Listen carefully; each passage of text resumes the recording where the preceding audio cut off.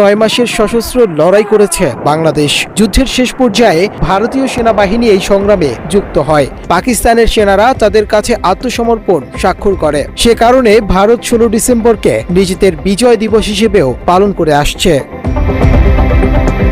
তাই দিনটি উপলক্ষে ভারতের প্রধানমন্ত্রী নরেন্দ্র মোদী সামাজিক যোগাযোগ মাধ্যমে পোস্ট দিয়ে স্মরণ করে থাকেন। এবারও ফেসবুকে একটি পোস্ট দিয়েছেন। সেখানে তিনি 1971 সালের 16 ডিসেম্বরকে ভারতের বিজয় দিবস হিসেবে উল্লেখ করলেও পোস্টে বাংলাদেশের নাম একবারও উল্লেখ করেননি।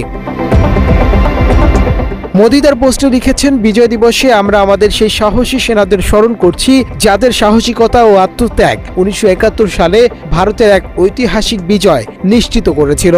তাদের দৃঢ় মনোবল ও নিঃস্বার্থ সেবা আমাদের দেশকে রক্ষা করেছে এবং আমাদের ইতিহাসে একটি গৌরবান্বিত মুহূর্ত তৈরি করেছে। এই দিনটি তাদের সাহসকে সম্মান জানায় এবং তাদের অসাধারণ মনোবলকে স্মরণ করিয়ে দেয়। সেনাদের এই বীরত্ব ভারতের বহু প্রজন্মকে অনুপ্রাণিত করে চলছে। মোদির এই পোস্টের কমেন্টে প্রতিক্রিয়া জানিয়েছেন অনুসন্ধানী সাংবাদিক ইলিয়াস হোসাইন, যা দেশ জুড়ে ব্যাপক সাড়া ফেলেছে। সাংবাদিক ইলিয়াসের কমেন্টের উত্তর দিয়ে অনেকেই প্রশংসা করেছেন। কেউ কেউ স্যালুট জানাচ্ছেন, কেউ ধন্যবাদ দিচ্ছেন, আবার অনেকে জানাচ্ছেন ঈদের শুভেচ্ছা।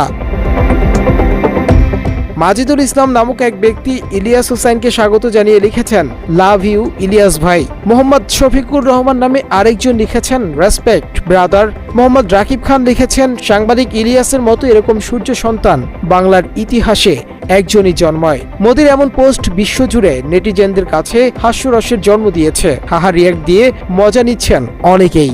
এদিকে মোদির পোস্টে বাংলাদেশ নামের অনুপস্থিতি এবং বিজয় দিবসকে এককভাবে ভারতের বিজয় হিসেবে উপস্থাপন করার বিষয়টি নতুন করে ঐতিহাসিক বাস্তবতা ও মুক্তিযুদ্ধের মূল প্রেক্ষাপট নিয়ে আলোচনার জন্ম দিয়েছে।